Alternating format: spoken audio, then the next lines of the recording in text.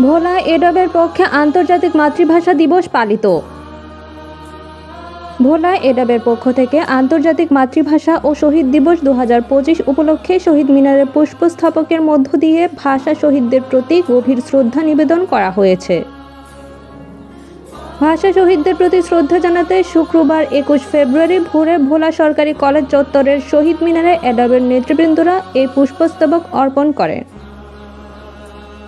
এ সময় উপস্থিত ছিলেন আইসিডিএস এর নির্বাহী পরিচালক মর্তুজা খালেদ, অগ্রদূত সংস্থা এএস এর নির্বাহী পরিচালক জাকির হোসেন চৌধুরী ও স্বাধীন যুব উন্নয়ন সংস্থার নির্বাহী পরিচালক মোহাম্মদ রাকিবুল ইসলাম রুবেল সহ অন্যান্য সদস্যরা।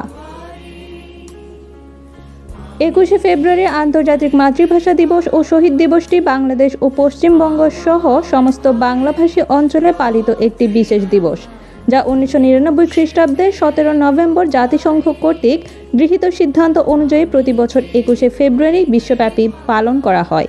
তবে এটি 2002 সালে 56-262 নীতি গ্রহণের মাধ্যমে জাতিসংঘের সাধারণ পরিষদে আনুষ্ঠানিকভাবে গৃহীত হয়।